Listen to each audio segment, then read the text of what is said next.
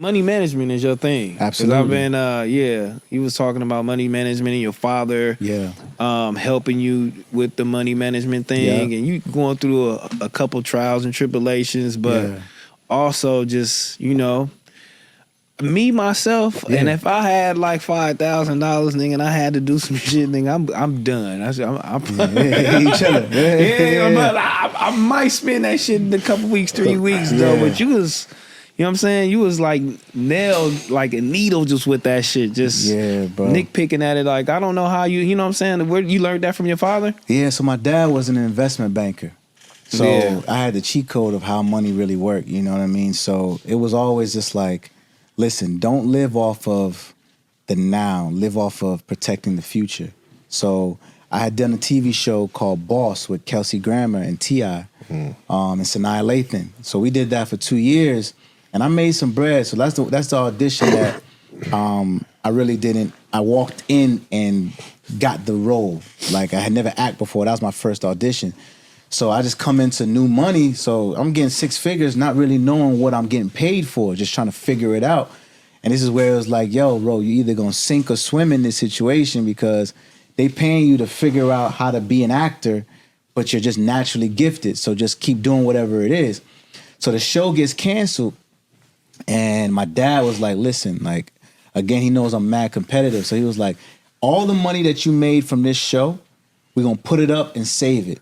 But what do you think, bro, of taking $20,000 now and figuring out the next move? So I was like, all right, cool. So what I did was I moved to Atlanta. I knew it was cost effective. I had some friends out there. This is 2013. Moved to Atlanta, had some friends out there, moved in. Again, the goal was music. I moved to Atlanta because also T.I. had offered me a record deal at the time. Okay. But B.O.B. and Iggy Azalea was going crazy at that time. Yeah. So it was like, nah, man, I ain't trying to be on the shelf, you know? But at the same time, mentally, I was like, internally, I knew I wasn't ready, you know? So I was like, let me just get myself right. So I turned the deal down, and shout out to my brother for believing in me. Thank you, Tip. But turned the deal down. And then I move in with like 4 different musicians. I was like, look, we're not really gonna get that much furniture. We're gonna have one TV. We're gonna put the money into getting this recording booth right here. We gonna listen. If girls gonna like you, they gonna like you for you, bro. Cause when you listen, nigga, we can bring some liquor and some hookah. That's all we can afford, my nigga. That's all we got. That's all we got. So do your do. You know what I mean? So that was the crib, and we had like computer chairs instead of furniture. Like, so it was like, we gonna invest in the music. So that's when it was like, okay, I'm pinching money, I'm pinching.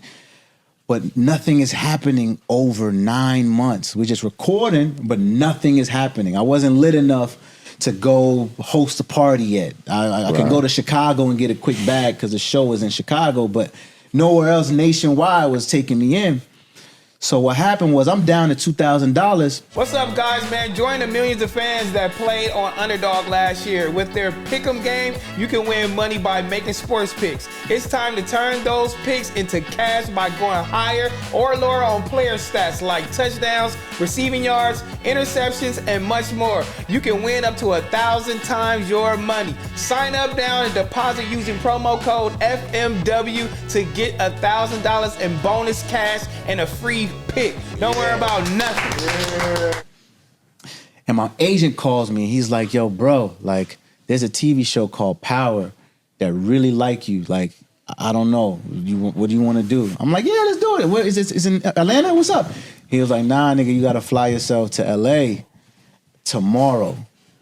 I'm like, wait, what? He was like, yeah. And the kicker is, you got to fly yourself to L.A., and then put yourself on tape in LA just so if they like you, then they can bring you in. They're moving fast, bro. You gotta let me know. So I'm like, damn, like I got $2,000 left.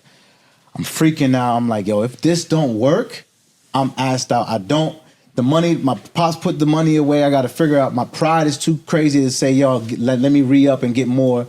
I'm like, nigga, 2,000, I'm either gonna waste it here paying rent or let's take this chance. I fly out to LA the next day. The ticket at the time, one-way ticket was about $500, $600. it's the next day. So it's, Yeah. you know what I'm saying? So it's already, I'm 1,400 left. I get there. I've been to LA one time in 2009, but I hadn't been there since then. So I go and I'm like, damn, I'm on Hollywood Boulevard. I'm like, yo, take me to Hollywood Boulevard. And I'm seeing the W and all this. I'm like, oh, hell no. Take me the other side of Hollywood Boulevard. Let me take me this way. Nigga. Yeah, East Hollywood. Let me go to East Hollywood Boulevard. This is where I'm starting to see a whole different change. I'm like, okay, this is more like it. Yeah.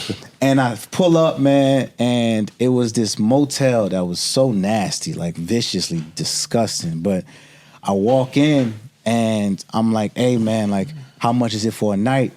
Homie was like, listen, and he was an Indian guy. He was like, listen, bro, we're doing $60 a night here.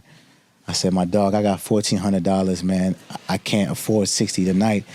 He was like, where you from? I said, I'm from Jersey. He was like, no, like, where your family from? Like, you seem different. I said, my first generation Nigerian. He said, okay, so you come from immigrant? Okay, I'll give you $30 a night. And if you want to have a free breakfast, you got to come eat in the morning around 7 o'clock with my kids before we set out the food. I said, oh, man, thank you, bro. Thank you so much. So now I get to the room. It's like a 200 square foot. It got little, like, you could sell dead roaches and all type of just craziness, bro. So I'm like, look, I'm on a mission. Let's get it. The next day, I put myself on tape, call my mans up. Shout out to K-Mac. Call my mans up, put myself on tape. Now you just wait. So now I'm in the hotel, literally just like, I don't know nobody out here. I don't know what to do. But I remember that the interns, you know the producers, the interns? Yeah. The interns moved out to L.A. So they were like, I had done work with them because they're from Chicago. Right. So when I was in school, I used to go to their studio in Chicago. So I'm like, yo, bro, like, can I work with y'all while I'm out here? He was like, yeah, just come to the studio. I'm like, bet. I get there, they're like, nah, bro, today we're going to have you working with our little homies, which ended up being Bongo. Bongo, by the way. Bongo. So Bongo just got to LA, just got to LA himself. He's also Nigerian. So he was like, you Nigerian? I'm like, yeah, I'm out. He was like, what you doing out here? I was like, yo, they told me about this show, this power show. He was like, no one heard of it really at that time.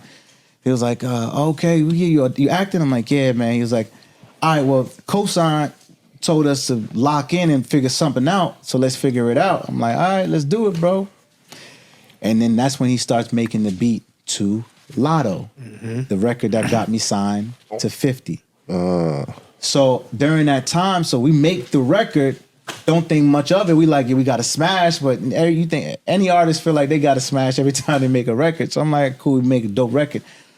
Still lock in with Bongo. Me and Bongo working, make a lot of records. And then I get the call that Power wants me to come in. The Stars wants to see me. The network wants to see me. I go in, and now it's down to me and Lakeith Stanfield. So it's me and him, and he's chilling. He's like, yo, like, he's like, I just auditioned for this, show Atlanta. So, if I get this, it's good. My mindset was, nigga, I don't care what you saying. I don't care what I don't know who you are. I don't give a fuck, bro. Yeah, like, honestly, you right now. It's not about anything you talking about. It's more about me getting this job. You know what I mean? Because at this point, I'm down to like $700, $600. And taking a cab. This is before Uber, so you taking a cab to go to the studio with Bongo. So it's like, it was just funneling, losing bread. Well, not really losing, but like spending money. So I'm down about 600. I'm like, all I got is what I do in this room right now. I got to murder what I do.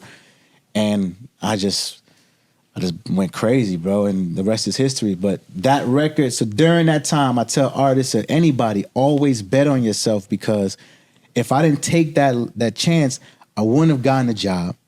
And I wouldn't have had a record deal, because the one record that 50 liked was a record I did when I was in LA with Bongo.